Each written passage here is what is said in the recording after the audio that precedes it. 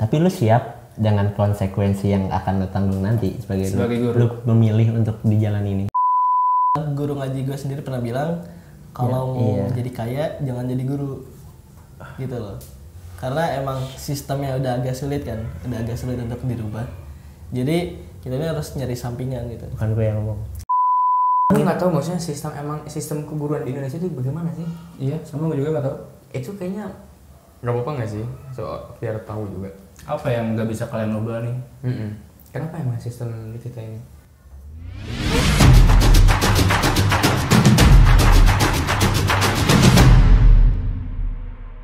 Nyaman jadi guru? Nyaman cuma. Mau lanjut? Hah? Enggak deh. Nah kenapa? dengan background yang mirip-mirip ya, dapat tawaran, terus akhirnya nyoba jebur. Ini nih masing-masing nih mau gimana nih ke depannya nih? Tadi dari lu dulu deh yang udah spill. Gua kan ya udah tuh ya nyaman tuh ya jadi guru. Terus gua disuruh kenaikan kelas juga gua ngajar. Gua akhir-akhiran sebelum gua keluar kan gua megang kelas 1 sampai 6. 1 sampai 6 itu baru matkul handle bahasa Inggris. Matkul lagi. Mapel. Matkul ya tuh. Mapel. Nah, kenapa gua memutuskan untuk tidak lanjut lagi karena gua mempunyai mimpi yang harus dikejar. Anjay. Ya kan tiap orang punya mimpi ya. Berarti mimpi lu tuh nggak selaras sama ini pendidikan. Iya, nggak. Pokoknya mimpi gua bukan di sini. Cuman gue nyaman di sini. Itu emang gimana ya? Orang juga guru-guru lain juga nilai, Pak kenapa keluar ini? Padahal kan anak-anak seneng gampang akrab. Terus pokoknya udah klop lah gitu. Iya udah klop dah. Metode pembelajaran gue juga udah klop pokoknya. Berapa lama itu di sana? 1 tahun setengah. 1 tahun setengah. Berkesan banget ya. Berkesan banget. Gimana kemarin pas perpisahan tuh? Wah, nangis ya. Awalnya juga gue kan nggak pengen nangis ya. Tapi gue dikasih hadiah. Iya. Enggak, yang bikin gue nangis tuh mereka tuh benar-benar kayak sesedih itu gitu gue tinggalin. Ada videonya lagi ya. Lihat di Instagram. Iya. Dia tangisin. Emang lihat? Enggak. Tahu. Dapat banyak ini kan hadiah, dikasih hadiah. Iya. Dan dikasih gelang. Gue ingat. Itu kan? Hah? Iya. Yang copot sama Melvin lu marah itu kan? Si Ruben. Sumpah pas ini pegat langsung wah anjing Ruben ini dari murid-murid gua. Sedih banget. Ya ampun Mas Wijaya, Pak Wijaya. Manggil apa di sana anak-anak? Pak Wijaya. Pak Dino. Oh Pak Dino. Ya gitu lah. Terus perpisahan lah tuh, gue sedih banget. Gue harus kuliah kan, gue harus ngelanjutin pendidikan gue. Ya, gue juga punya mimpi yang harus gue kejar. Walaupun gue udah nyaman, guru-guru pun udah nahan-nahan, udah jangan ngapain keluar gini-gini, udah enak.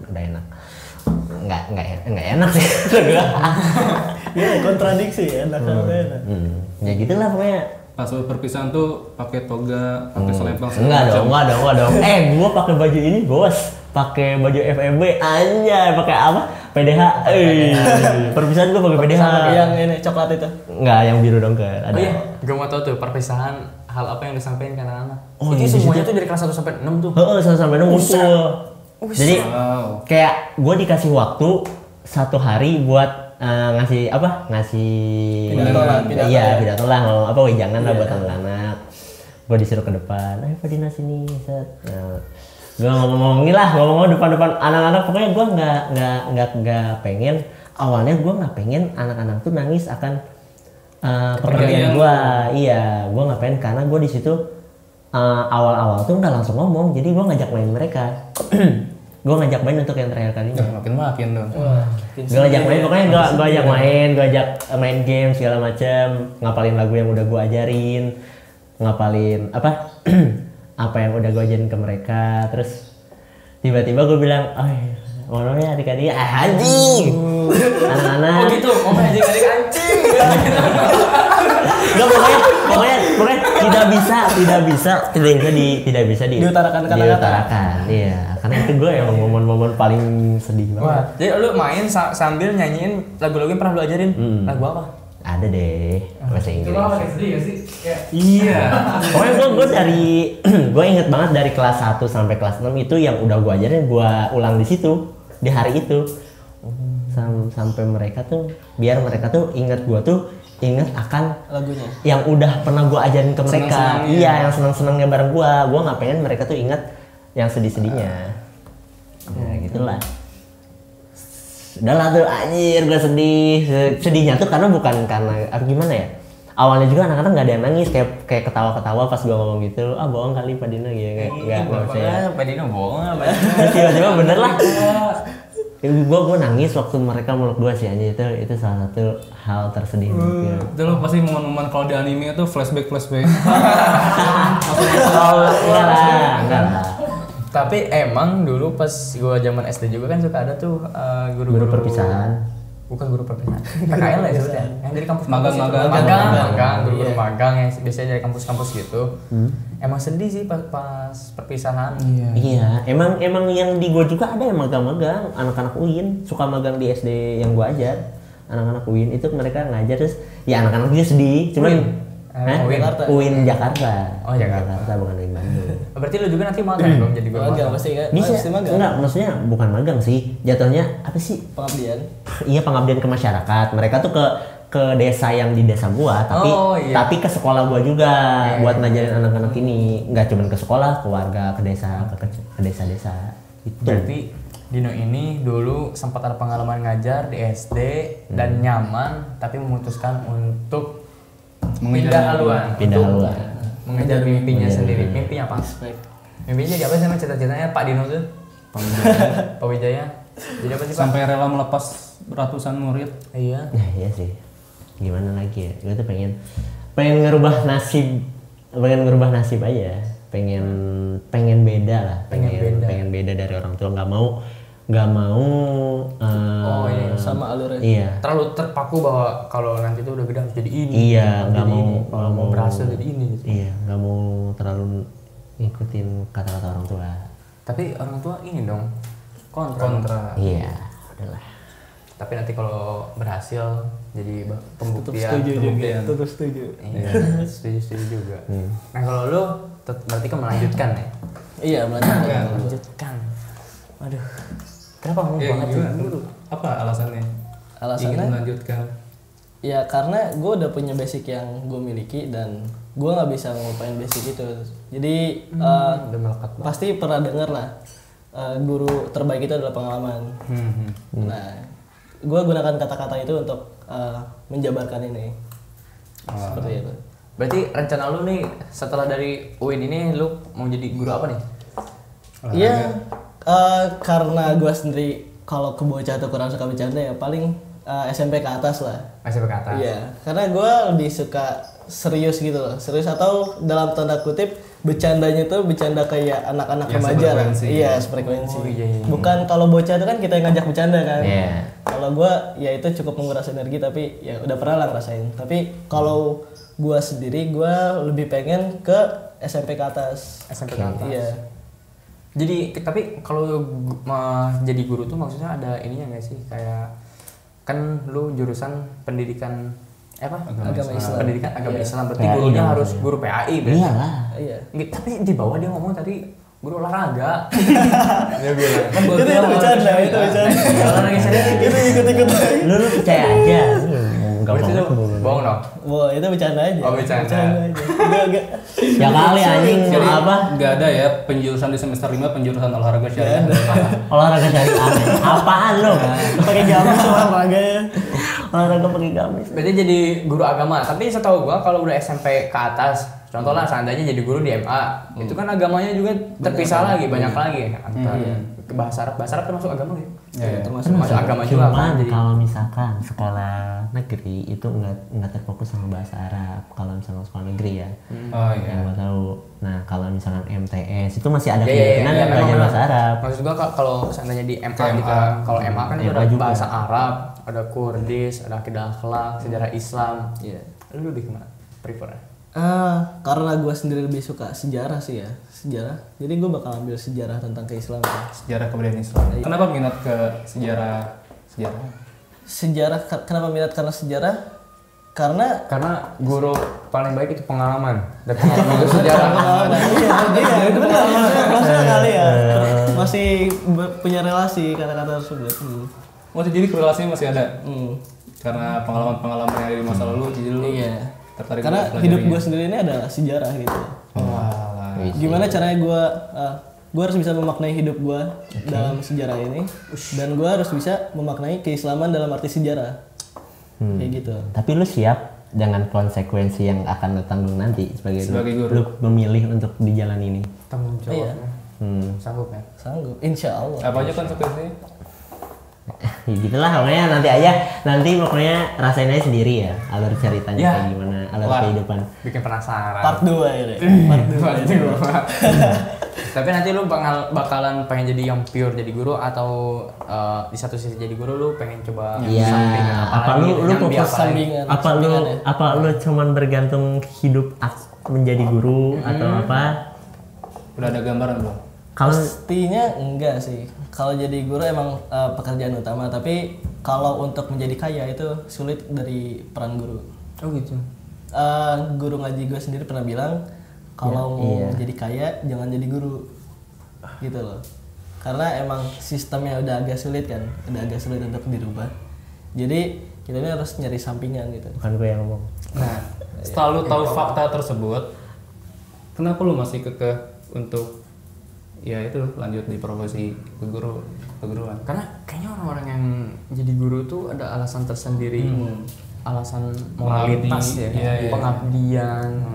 Jadi persoalan materi-materi itu kayaknya nggak terlalu bukan yang Dikesampingkan. ya maksudnya bukan yang terlalu ambis untuk duit. Enggak sih, kayaknya enggak kan?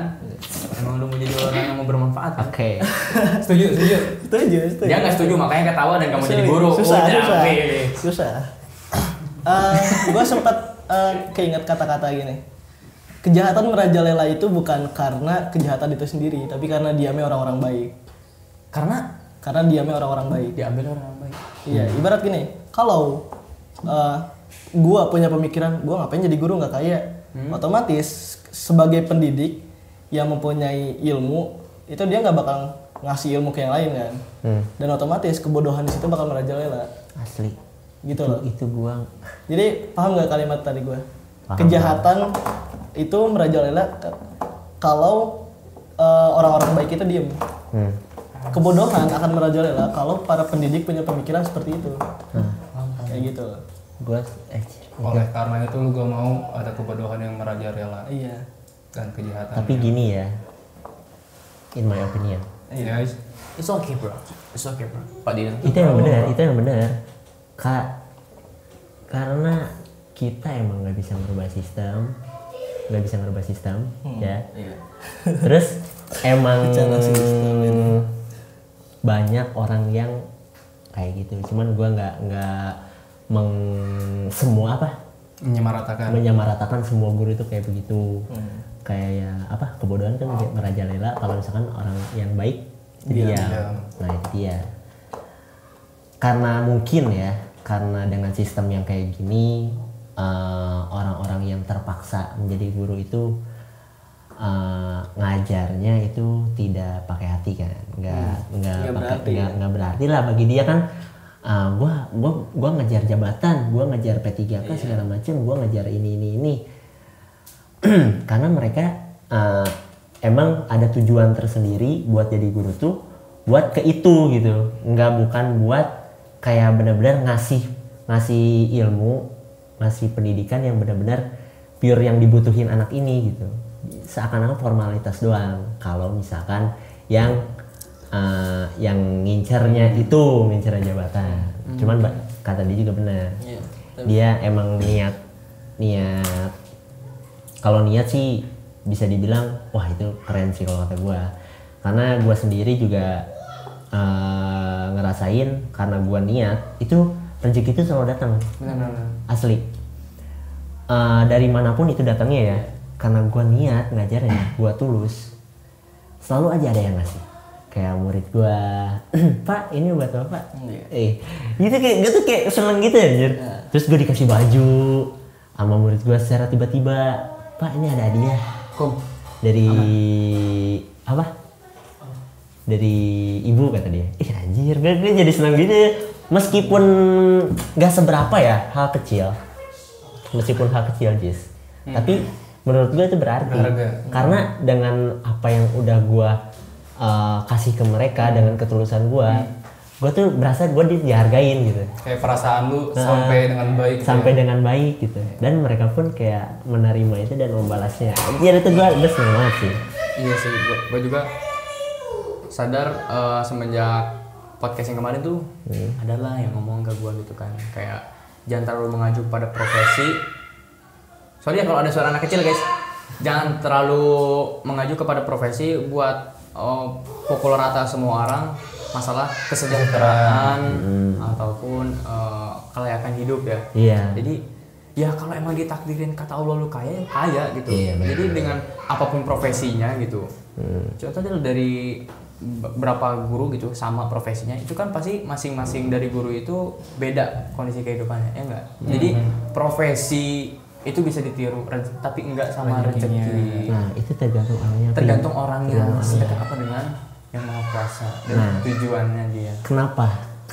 Aduh anjir ini gua Kenapa apa nih? Kenapa orang-orang yang yang dibilang haus tahu dekat lah, dia beranggapan dia dekat sama Tuhan, tapi dia ngerasa kalau misalkan hidup dia tuh gitu-gitu aja. Itu kalau kata gua salah dia sendiri, karena dia misal dia anjing ini terlalu berbahaya. Jadi dilurusin. Misal dia dia penghafal Al-Quran, tapi dia cuma ngafal, nggak mempraktekannya, benar kan? Karena kan Al-Quran itu kan semuanya itu ada, semua dari A sampai Z itu tentang dunia ini ada. Jadi salah mereka sendiri kalau misalkan nggak mempergunakan itu buat dipraktekin di dunia nyata. Karena dalam Islam juga semua itu Allah itu udah ngasih rumus dunia dah sama kita. Tapi iya di Al-Qurannya udah tercantum, tapi mereka cuman sekedar baca dan menghafal, tidak mempraktekannya. Kalau kata gue gitu. Jadi balik lagi ke orangnya. Kata lu sejahtera itu tergantung masing-masing individu. Enggak dia tuh harus dekat, tergantung dekat apa enggak dengan Tuhannya. Nah itu balik ke iya benar.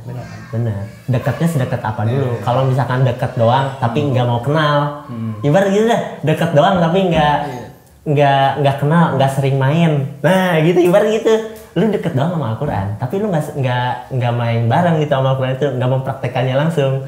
Deket doang ngobrol-ngobrol, cuman nggak mengimplementasikannya, itu kalau kata gua salah.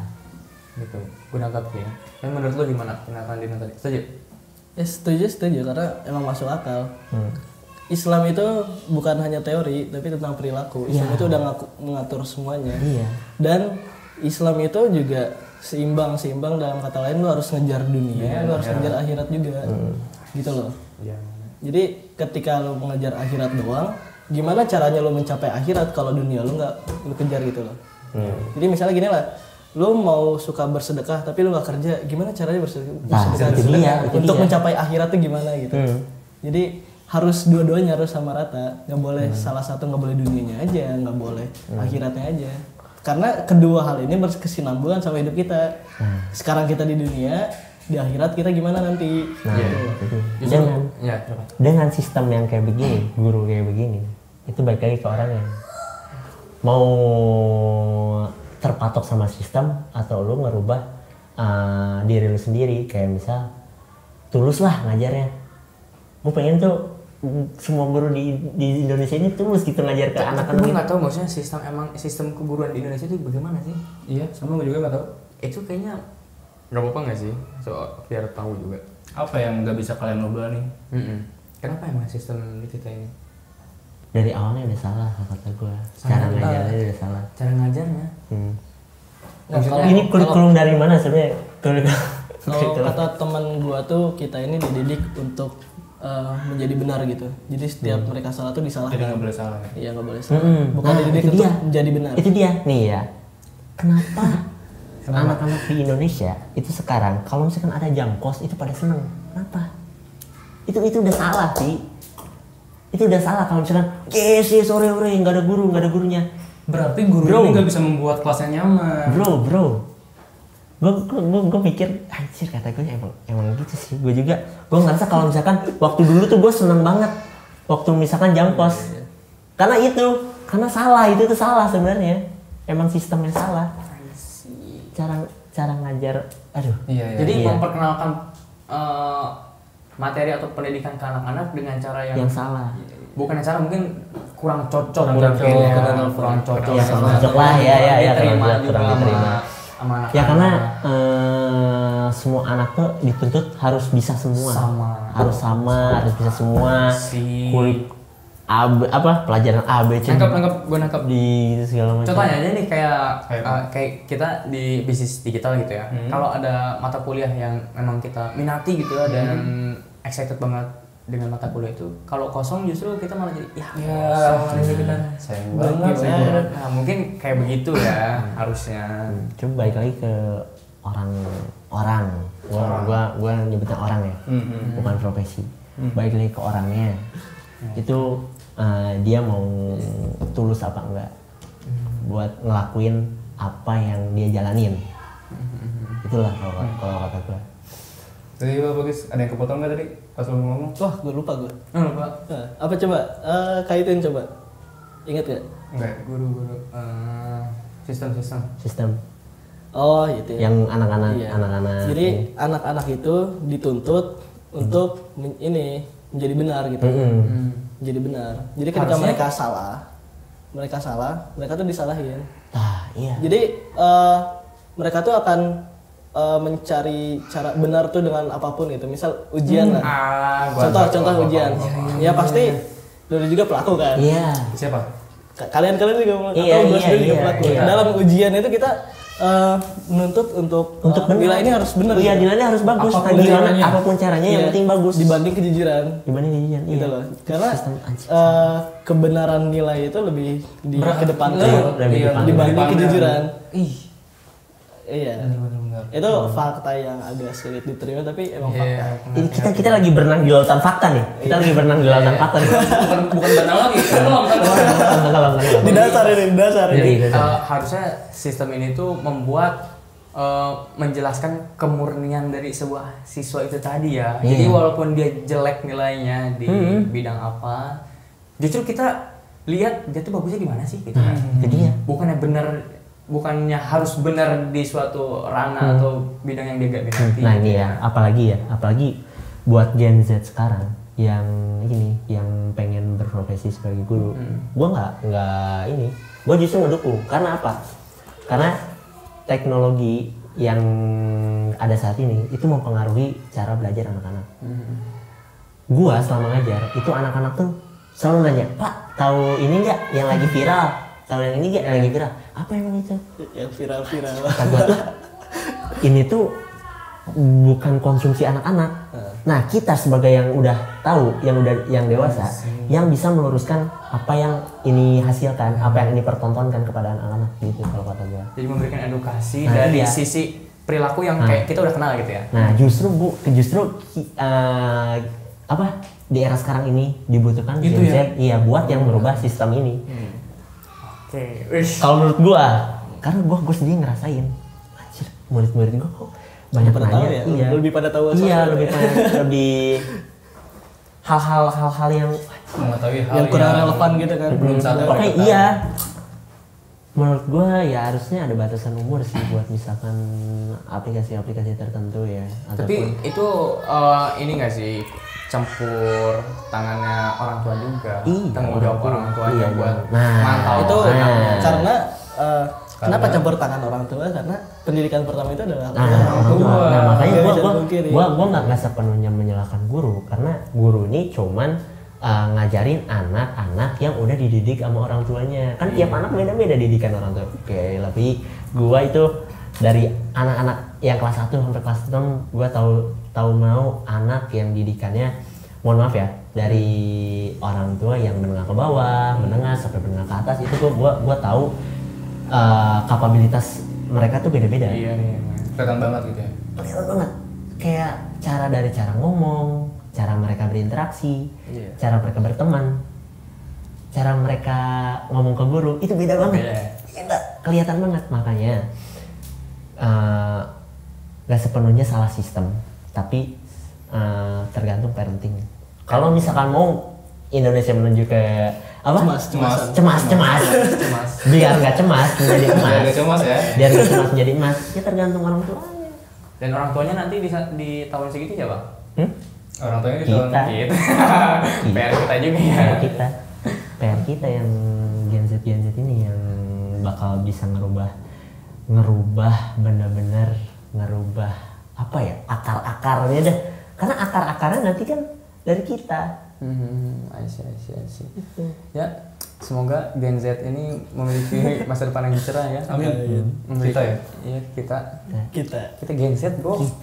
Kita yang bisa Tapi kok ngerubah. gua khawatir sama generasi bawah Gen Z ya? Iya. Apa? Nah, itu dia. Makanya kan. skibidi. Nah, itu kita. Kayaknya kita Makanya aja ya. kita aja udah mengkhawatirkan ya. Kita yang harus nonton mereka. Soalnya gue ngeliat adik sendiri gitu loh. Adik gue begini banget gitu ya. Gue aja yang sebagai kakaknya dulu yang lebih mungkin ya lebih baik gitu dari segi gaya hidup dan lebih baik. Udah gedenya seperti apa gimana dia yang dari awal juga. Ya mulai dari kita yang Gen Z kalau punya adik tolong dididik dengan baik dan benar ya. Oke. Ini pembahasan kali ini lumayan panjang dan kayaknya bakalan dijadiin 2 part. Berapa menit? Berapa menit dong? 50. Keasikan ngobrol ini. Keasikan ngobrol. Ya mungkin kita tutup sampai di sini. Kalau misalnya ada hal-hal yang mau didiskusikan boleh ke kolom komentar, nanti bakal dibalas sama siapa? Sama Pijis. Ya. Pokoknya nanti bakal kita balas, kita diskusi di kolom komentar. Dan kalau ada saran-saran kita bikin konten tentang apa, tema apa yang mau kita obrolin, silakan komen di bawah dan tentunya jangan lupa subscribe, share, like, dan komen. Dan intinya dari pembahasan kali ini semoga bermanfaat buat teman-teman. Ini diskusi terkait sebuah hal berdasarkan opini-opini kita. Boleh setuju, boleh enggak, ambil baiknya, buang buruknya. Bye bye, thank you. Gen Z. Semangat Gen Z. Sukses.